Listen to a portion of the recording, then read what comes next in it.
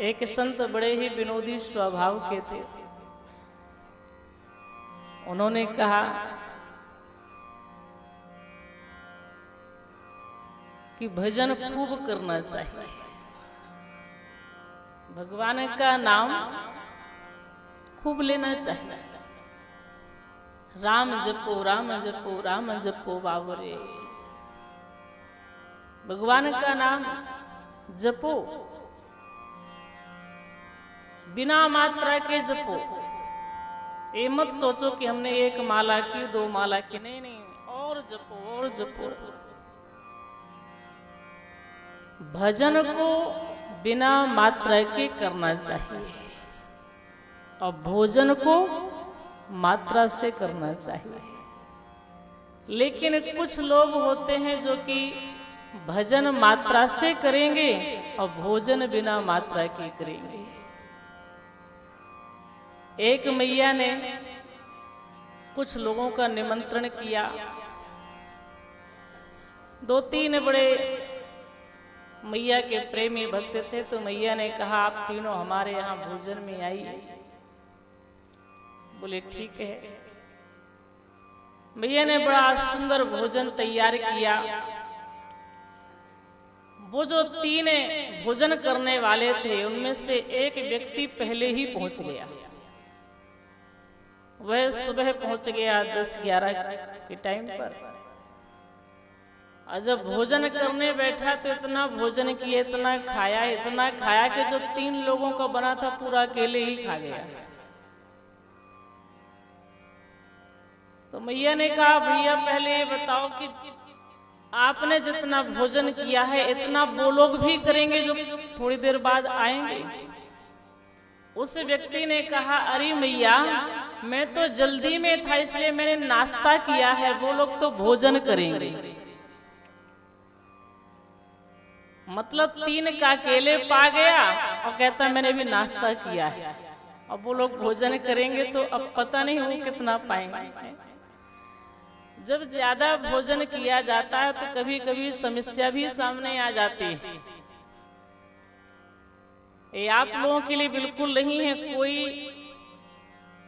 यह बात सुनकर के ये ना सोचे कि हमारे ऊपर जो है घट रही है ये बात, किसी के व्यक्तिगत बात नहीं है। संत बताया करते हैं कि अधिक भोजन करने से शरीर थोड़ा स्थूल हो जाता है, व्यक्ति बहुत मोटा हो जाता है, चलना फिरना बड़ा मुश्किल पड़ता है। कभी कभी तो ऑटो वाला भी नहीं बैठाता है भी शरीर देख करके ऑटो वाला भी कहता भैया डबल किराया लगेगी तब बिठाएंगे। एक घर में पति पत्नी दोनों रहते थे। पति देव तो सुबह से काम में निकल जाते थे तो बढ़िया फिट थे, और श्रीमती जी घर में रहती थी, 2-4 बार भोजन हो जाता था तो थोड़ा बढ़िया हष्ट पुष्ट थी। एक दिन दोनों कहीं घूमने के लिए जाते हैं तो कहते हैं चलो अपना वजन देखें किसका कितना वजन है। पति देव ने कहा वो तो दिखाई ही पड़ रहा है कि आपका ज्यादा है हमारा कम है। नहीं फिर भी देख लेते हैं। पहले के जमाने में जो मशीन आती थी वजन वाली, तो उसमें पहले एक का सिक्का डालना पड़ता था तब वजन बताती थी। उसमें खड़े हो जाओ सिक्का डालो तो वजन बता देती थी इतना वजन है। तो एक मशीन ऐसे रखी हुई थी, तो उस मशीन पर उनके पतिदेव खड़े हुए, एक का सिक्का डाला तो उससे एक चिट लिख करके आ गई कि आपका वजन 60 kg। अब श्रीमती जी ने कहा जरा आप साइड हो जाइए हम भी अपना वजन देख लें। इतना हैवी शरीर था, इतना मोटी थी कि जैसे उस मशीन पर खड़ी हुई कि मशीन खराब बंद हो गई। किसी तरह से वह मशीन ठीक करवाया गया। उस मशीन पर पुनः खड़ी हुई, उसमें एक का सिक्का लिख करके एक का सिक्का डालती हैं तो वहां से एक चिट लिख करके आई कृपया 4 लोग इकट्ठा खड़ा ना हो, मशीन पुनः खराब हो जाएगी। मतलब 4 के बराबर वजन है। तो संत कहते हैं कि अधिक जब भोजन करेंगे तो हमारे साथ में भी यही स्थिति निर्मित होगी। इसलिए भोजन जो है मात्रा से करना चाहिए और भजन जो है बिना मात्रा के करना चाहिए। भजन तो खूब करो, राम जपो राम जपो राम जपो बाबरे। जब हम खाली समय पर बैठे तो भगवान का नाम लें, भोजन बनाने जाते हैं तो भी रसोई में हम प्रभु का नाम ले सकते हैं, वहां भी, क्योंकि हाथ हमारे काम करते हैं, मुख तो खाली ही रहता है। उस समय सीताराम राधे श्याम गाते हुए भोजन बनाएंगे तो फिर वह खाना नहीं बनेगा, वह प्रसाद बनेगा। और जब प्रसाद बनेगा, वह प्रसाद सब लोग पाएंगे तो सब स्वस्थ रहेंगे, सबकी बुद्धि ठीक रहेगी, सबका विचार ठीक रहेगा, मन ठीक रहेगा। जब हमारी बुद्धि, हमारा विचार, हमारा मन अच्छा रहेगा, शरीर अच्छा रहेगा, तब तो हम समाज में अच्छा कार्य करेंगे, जिससे परहित होगा, जिससे धर्म का कार्य होगा। पहले के जमाने में आप देखें, माताएं घर में ही आटा बनाया करती थीं। सुबह 4 बजे से ही जाग जाती थीं और चकवा में अपना आटा बनाती थीं, गेहूं पीसती थीं और भगवान के भजन गाते हुए, भजनों को गाते हुए आटा बनाती थीं। और वह जो आटा है वह भगवान की भक्ति से, भगवान के भजनों से सराबोर हो जाता था और उसको फिर पूरे परिवार के लोग पाते थे। तो आप लोगों ने देखा होगा, पहले के लोग इतने बीमार नहीं रहा करते थे जितने अब बीमार रहते हैं। अब बीमारियां जो है बहुत आ गई हैं। क्यों? इसलिए कि वह सात्विकता हमारे आपके जीवन से बड़ी दूर होती जा रही है। वह संस्कार, वह मर्यादा, वह भक्ति भाव बड़ा दूर होते जा रहा है। पहले लोग कितने प्रेम भाव से रहा करते थे, कितना सेवा भाव लोगों के अंदर रहा करता था।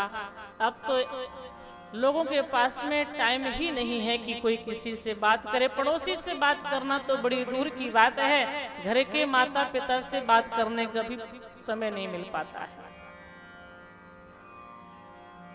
तो ये कथाएं जो हैं, हम आपको ये शिक्षा दे रही हैं कि इस मानव तन से हमें कैसे समाज में, परिवार में सेवा भाव रखते हुए, भगवान का भजन करते हुए अपने इस शरीर को सार्थक बनाना है। भगवान का भजन ही सत्य है, उमा कहूं मैं अनुभव अपना, सत्य हरि भजन जगत सब सपना। यह चौपाई हमेशा हमें याद रखनी चाहिए। एक दिन इस संसार को छोड़ करके जाना है, न हम कुछ लेकर के आए हैं न कुछ लेकर के जाएंगे। जाना तो निश्चित है, इसलिए यह सोच विचार करते हुए अच्छा ही कर्म इस मानव तन से करते रहें, तभी हमारे इस शरीर की सार्थकता है। कल मैंने आप लोगों से निवेदन किया था कि सत्संग में जाना चाहिए, कथा सुननी चाहिए। कुछ लोग बड़े विचित्र होते हैं। इसी तरह गांव में सत्संग चल रहा था, पूरे गांव के भक्त लोग आकर कथा सुनते थे। एक ऐसा व्यक्ति था जो कथा में नहीं आता था। सब लोगों ने कहा भैया आप भी चलिए सत्संग में, आप भी चलिए कथा में। वह नहीं आया। एक दिन उसे एक संत जी मिले, तो उस व्यक्ति ने कहा महात्मा जी मैंने सुना है कि वहां पर मंदिर में सत्संग चल रहा है। बोले हाँ चल तो रहा है, हम तो वहीं से आ रहे हैं, आप कभी पहुंचे कि नहीं पहुंचे? उसने कहा मैं तो नहीं गया, काफी लोगों ने कहा लेकिन मैं नहीं गया। महात्मा जी ने देखा कि इतने लोगों ने कहा फिर भी नहीं गया, बड़ा जो है कुंठित विचार वाला है। उसने कहा महात्मा जी मैं इन सब बातों पर विश्वास नहीं करता, मैं नहीं गया हूं ना मैं गया। अच्छा कोई बात नहीं। महात्मा जी बोले बहुत अच्छा है आपने किया जो कि आप नहीं गए हैं, बहुत अच्छा किया और जाना भी नहीं आप।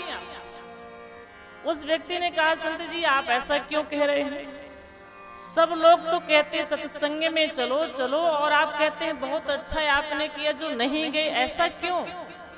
महात्मा जी ने कहा अगर आप सत्संग में चले जाते तो हनुमान चालीसा झूठा हो जाता।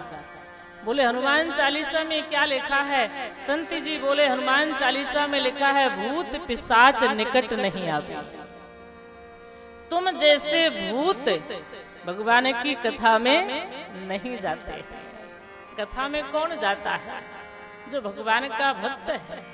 कथा कौन सुनता है, जो संत है, जो रसिक है वह कथा सुनता है। कि राम कथा शशि किरण समाना, राम कथा शशि किरण समाना, राम कथा शशि किरण समाना, राम कथा शशि किरण समाना, संत चकोर करहि जेहि पाना, संत चकोर करहि जेहि पाना, संत चकोर करहि जेहि पाना, संत चकोर करहि जेहि पाना। राम कथा शशि किरण समाना, संत चकोर करहि जेहि पाना। भगवान की कथा चंद्रमा की किरणों के समान है और जो भक्त हैं संत हैं वो चकोर की तरह उस कथा रस का पान करते हैं।